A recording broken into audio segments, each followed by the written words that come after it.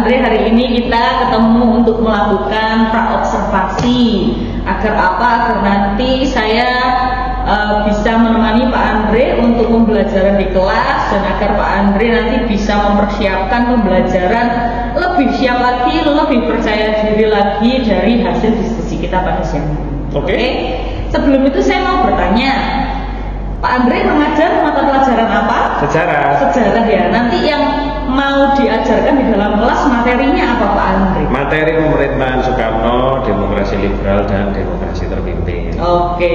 Lalu tujuan pembelajarannya apa tuh nanti? Jadi murid-murid itu bisa memahami pemerintahan pada masa itu, ya, demokrasi liberal dan terpimpin itu seperti apa. Oh, baiklah. Oke. Terus kira-kira nanti area pengembangan yang akan Pak Andre capai di dalam kegiatan pembelajaran nanti itu apa ya? Apa saja? Yang pertama pasti konsepnya demokrasi liberal itu apa yang mereka paham, ya, pemerintahnya kan parlementer, terus konsepnya demokrasi terpimpin itu apa mereka paham. Juga tokoh-tokoh serta peristiwa di masa demokrasi liberal dan terpimpin. Oke. Itu apa saja? Baik, untuk area pengembangan yang ingin dicapai itu nanti kira-kira anak-anak kegiatannya apa di kelas? Ngapain aja tuh? Kalau anak-anak, pertama saya berikan materi gambaran umumnya seperti apa, terus habis itu gambaran umum tentang pemerintahan Soekarno ya. Baik. Yaitu demokrasi liberal dan terpimpin itu. Terus habis itu saya pilih beberapa peristiwa yang paling utama di masa itu, kemudian dibagi dalam kelompok. Kelompok itu kemudian mendiskusikan tentang peristiwa-peristiwa itu tadi, dan presentasi. Apa yang dipresentasikan dan apa hasil dari diskusinya itu bikin infografis. Oh, infografis. Berarti model pembelajarannya apa kalau nanti anak-anak tugasnya adalah infografis? Project learning. Project learning. Oke, mantap. Oh, berarti projectnya itu infografisnya itu ya. Oh, baik-baik. Lalu Pak Andre, ada strategi pembelajaran apa yang dilakukan nanti ketika anak-anak mempelajari materi ini? Yaitu tadi memberikan peristiwa yang besar, ya, yang sangat signifikan dalam pemerintahannya Soekarno di masa demokrasi liberal dan terpimpin itu. Diberikan itu, yaitu masalahnya, kasusnya berupa itu, lalu ada teksnya maksudnya, dan juga sebelumnya kan sudah saya kasih penjelasan ya. Lalu ada diskusi ya, kelompok ya. Oh, berarti nanti dibagi kelompok ya. Jadi berapa kelompok Pak? Jadi 8 kelompok. Oke. Lalu ada ini nggak? Ada pendekatan pembelajaran diferensiasinya? Ada. Proses itu tayangan video. Oh, diferensiasi proses dengan tayangan video. Tapi tadi juga sudah membuat tayangan ada teks juga ya. Jadi beragam ya, betul. Lalu selanjutnya diferensiasi. Ada produk nggak? Tadi ada infografis ya. Betul, produknya ada infografis dengan desainnya itu nanti sesuai dengan ya konsepnya mereka itu. Oh, jadi kalau beda-beda. Mereka suka yang berwarna cerah gitu ya infografisnya, atau suka yang banyak gambarnya seperti itu ya. Oh, kalau ada anak yang narkotik ya agak-agak putih gitu. Suka dia ya banyak. Oh ya, itu yang diferensiasi produknya luar biasa. Lalu nanti kira-kira di dalam penilaiannya akan seperti apa nanti Pak Andre? Di dalam presentasi itu ya, salah satu penilaiannya. Betul, jadi presentasi infografisnya ya infografis itu sendiri, desainnya, kontennya, juga presentasinya. Oh, baik. Lalu kira-kira nanti Pak Andre ngajar di kelas mana ya? 12, materi kelas 12 ya, 12 ya. Terus waktunya kapan? Kamis di 7 November. Oh, berarti sekarang hari Selasa, berarti 2 hari lagi ya, Kamis. Baik, Pak Andre, nanti semoga di dalam pembelajarannya bisa berjalan lancar sesuai dengan urutan modul yang sudah direncanakan. Oke, Pak Andre, terima kasih ya waktunya.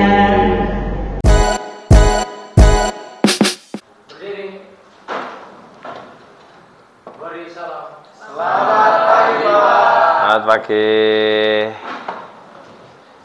Baik, untuk hari ini kita mulai dengan berdoa. Ya, yang mimpin doa adalah biasanya siapa ya? Livia, mana Livia? Iya.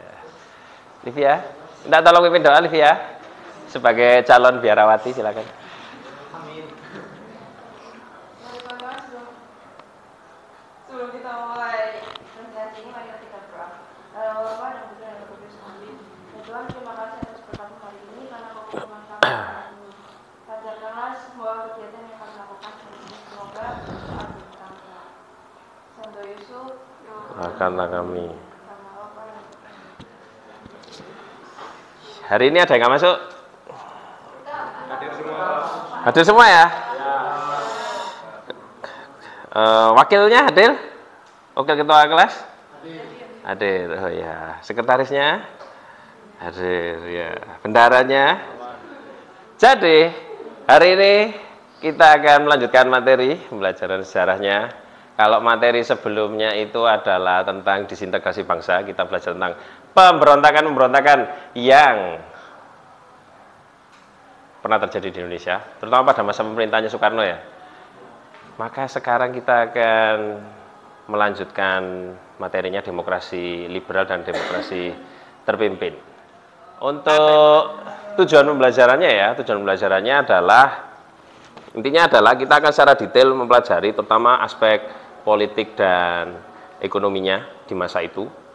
Kemudian juga tokoh-tokoh pada masa itu kita harus ketahui. Lalu kita bisa tahu ya ide-ide apa yang dimunculkan oleh para tokoh itu dan bagaimana gagasan-gagasannya itu dijalankan ya menjadi sebuah kebijakan dan gimana responnya rakyat, juga gimana responnya internasional seperti itu. Nah, itu yang kita pelajari hari ini. Tujuannya supaya bisa jadi ini ya, inspirasi, siapa tahu suatu saat nanti kalian ada yang pengen jadi anggota DPR misalnya. Pengambil kebijakan ya. Kalian mau jadi pemimpin di daerah kalian masing-masing. Nah, bisa menjadi inspirasi bagaimana ada kesuksesan di situ dan tidak sedikit juga ada kegagalan ya di dalamnya itu. Baik. Politik dan ekonomi pada masa pemerintahannya Soekarno. Gambaran umumnya ada istilahnya demokrasi tidak langsung atau representatif demokrasi. Minta tolong kalau misalnya gambarnya nggak keluar, bilang ya. Oke. Lalu ini adalah masa pemerintahannya Presiden Soekarno dibagi menjadi 3 periode ya, karena Soekarno kan menjabatnya dari 45 sampai 65. Tapi karakteristik atau nama periodenya di dalam periode sejarah itu dibedakan menjadi 3 biasanya.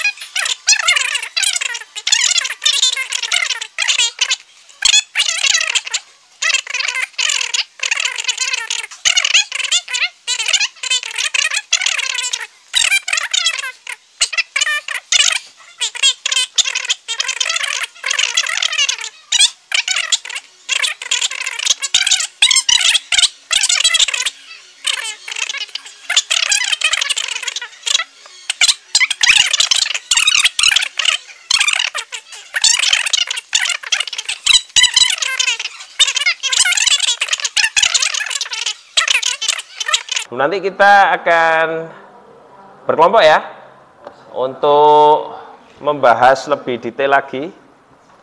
Kelompoknya untuk materinya, materi kelompoknya ini ada seperti ini. Kita bikin infografis ya. Infografis kita bagi menjadi 8 kelompok, bagi 8 tema pada 8 kelompok. Diskusi dulu ya pastinya.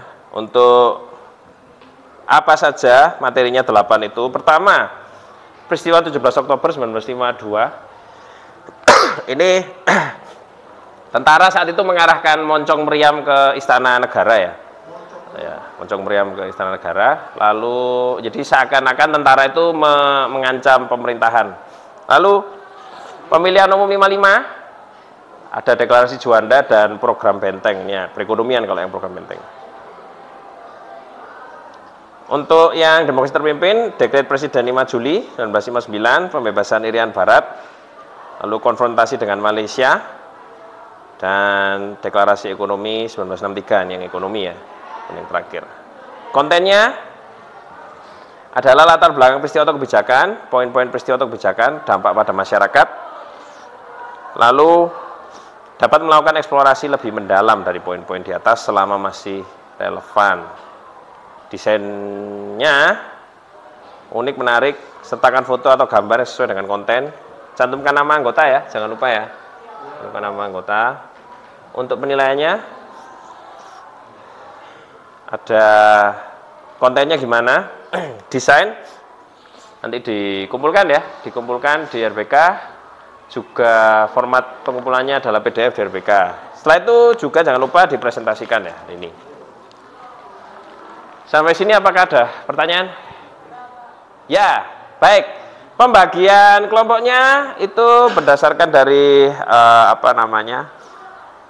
penilaian sebelumnya ya. Jadi pembagian kelompoknya ada Elis dan Tejo kelompok 1, kemudian Flo, Alan dan Joe kelompok 2, kelompok 3 ada Andi, Marvel, Livia ya. Kelompok 4 ada Haryadi dan Jonathan, Marvel.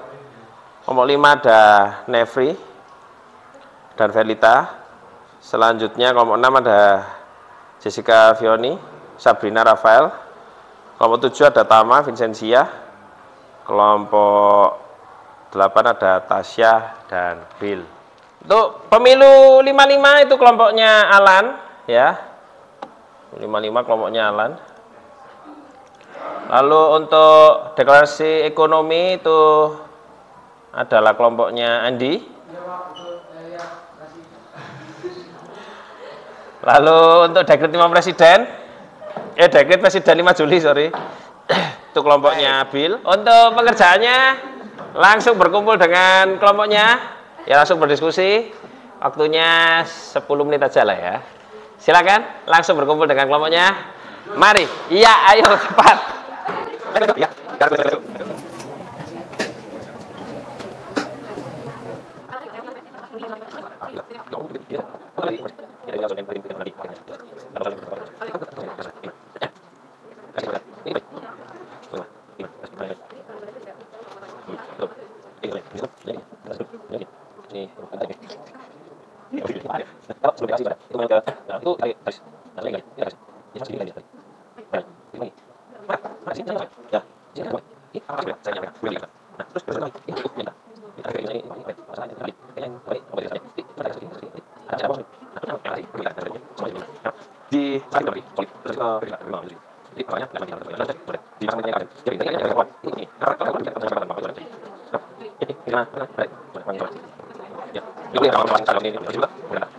Sudah ditentukan tadi kelompok 1 adalah peristiwa 17 Oktober. Yeay. Silakan maju ke depan.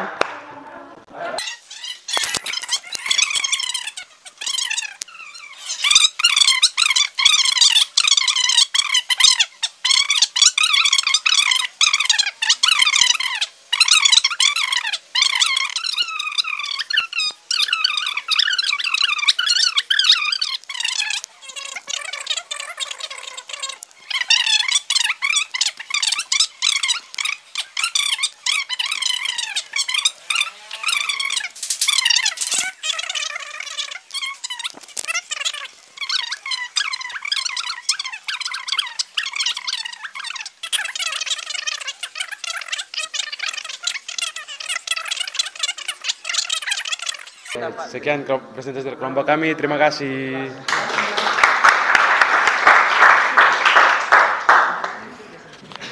Baik, pemilu tahun 55 pemilu yang pertama, ini pemilu paling demokratis ya. Kenapa kok demokratis? Karena semua ideologi bisa Karena semua partai boleh ikut. Karena semua ideologi, semua ideologi, semua partai boleh ikut serta dalam pemilu tersebut ya. Kalau sekarang kan ada ideologi komunis tidak boleh ikut kan. Ketika masa ini boleh. Kita bakalan presentasiin soal deklarasi Juanda. Yeay.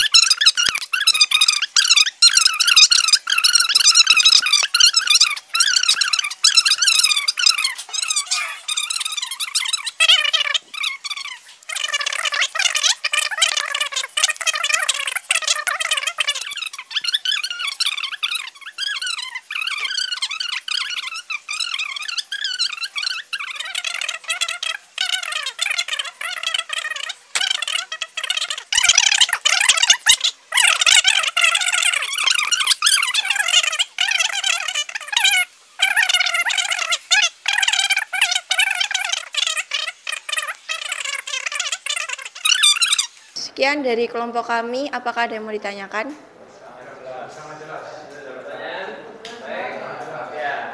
Ya, terima kasih. Baik, kira-kira ada yang mau memberikan pendapat singkatnya mengenai masa demokrasi liberal dan terpimpin? Karena waktu itu Indonesia masih baru merdeka, jadi masih banyak terjadi gejolak-gejolak dalam pemerintahannya, Pak. Oke, masih banyak kurang-kurangnya ya dalam pemerintahan, kira-kira seperti itu. Ada yang lain mungkin si pendapatnya? Ya, Andy. Ya, karena Indonesia baru terbentuk, jadi banyak hal yang bisa menyebabkan banyak perlawanan atau gejolak pada saat itu, dan ternyata banyak tantangan juga dalam membangun sebuah negara. Jadi bukan dengan merdeka kita langsung bisa semuanya free, tetapi banyak tantangan yang harus kita hadapi, dan tantangan tersebut berlanjut hingga sekarang. Baik, masih banyak kekurangan dan tantangannya masih terasa ya. Ya kurang lebih memang seperti itu pemerintahan di masa Soekarno, namanya juga negaranya masih baru ya. Indonesia masih baru merdeka. Soekarno kan memimpin kurang lebih 20 tahunan ya di pemerintahan ini. Nah, untuk dikaitkan dengan kehidupan sekarang kira-kira apakah sudah jauh lebih baik pemerintahan sekarang? Ya, tetap masih ada kekurangan ya, tapi sudah jauh lebih baik dibandingkan dengan masa saat itu. Jadi refleksinya seperti itu ya. Uji pemahamannya ya, ini saya bagikan, nanti kalau sudah selesai kumpulkan ke ketua kelas ya. Kumpulkan ke ketua kelas. Sudah orang ya.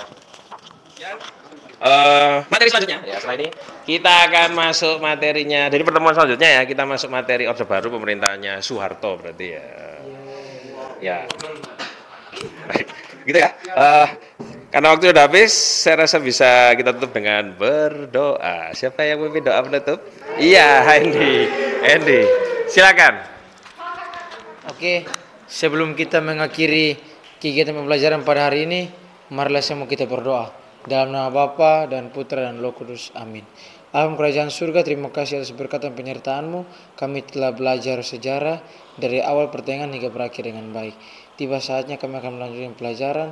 Tuhan berkati agar kami boleh belajar dengan baik. Berkati juga dengan Pak Andre yang telah memberikan kami materi. Tuhan berkati agar Pak Andre yang disampaikan boleh kami mengerti dan kami pelajari juga ya Bapak. Inilah doa dan sembahyang kami, dalam nama Tuhan Yesus Kristus kami telah berdoa. Amin. Santo Yusuf, doakan aku. Dalam nama Bapa dan Putra dan Roh Kudus. Amin. Terima kasih Andy, terima kasih. Yuk beri salam yuk Andy. Berdiri. Beri salam. Terima kasih. Terima kasih.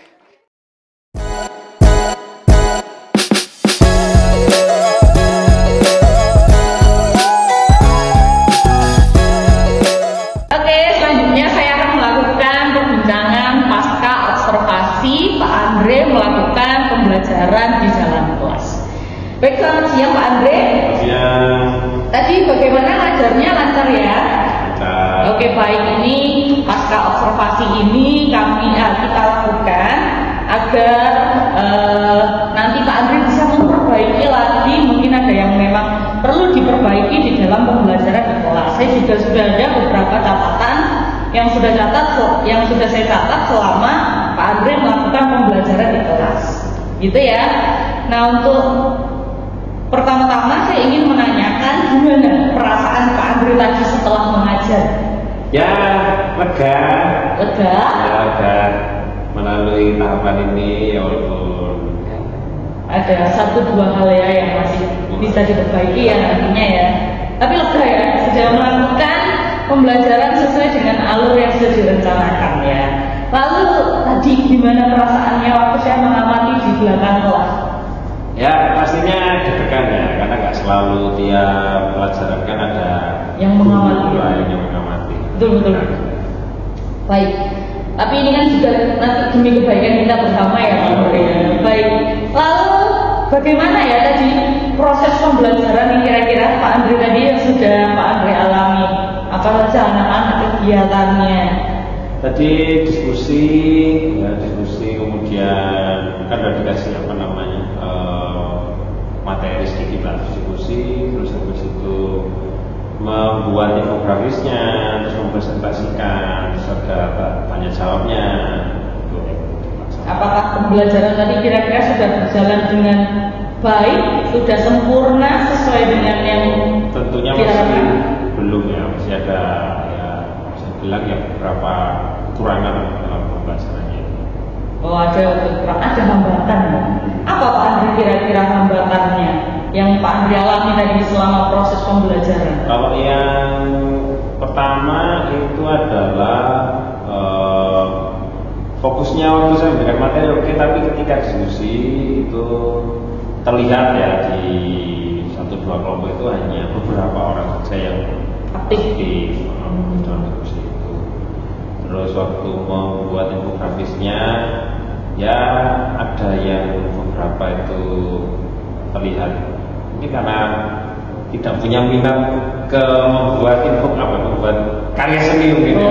Gitu ya. Mungkin mereka tidak terlalu antusias. Oh, jadi dalam satu kelompok masih ada beberapa anak yang kurang aktif gitu ya. Seperti dengan ini catatannya sudah saya catat ini juga Pak Andre, saya menemukan memang ada beberapa anak, tapi tidak semua anak di dalam kelompok. Jadi misalkan di dalam satu kelompok pasti ada ya 1 atau 2 anak yang memang kurang aktif di dalam proses diskusi yang terjadi.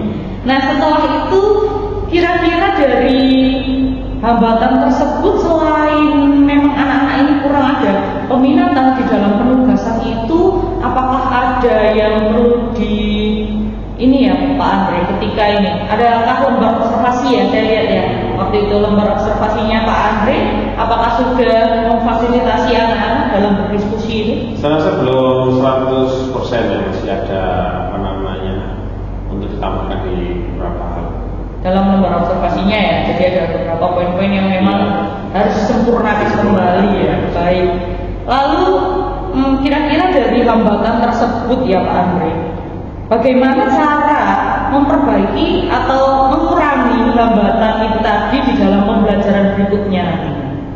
Ya saya akan paling utama ya berusaha untuk mendorong anak-anak ini aktif terlibat dalam diskusi, mau itu diskusi tentang kelompoknya maupun ketika ya presentasi tanya, mengusahakan supaya mereka itu ya termunculkan keinginan untuk bertanya, karena itu kan bukti bahwa si anak ini memperhatikan presentasi dari temannya. Itu yang kita sepenuhnya luar biasa. Semoga kalau Pak Andre sebagai guru di kelas, sebagai fasilitator bisa ini ya, bisa lebih jauh anak-anak biar lebih aktif lagi gitu ya Pak Andre ya. Oke, luar biasa. Kira-kira hal tersebut bisa dilaksanakan kapan Pak untuk perbaikannya? Ya pasti saya akan segera mungkin ya untuk merealisasikan itu. Harapannya saya ya pertemuan selanjutnya. Pertemuan selanjutnya hari apa itu kira-kira? Kamis juga. Kamis juga ya. Oh, baiklah.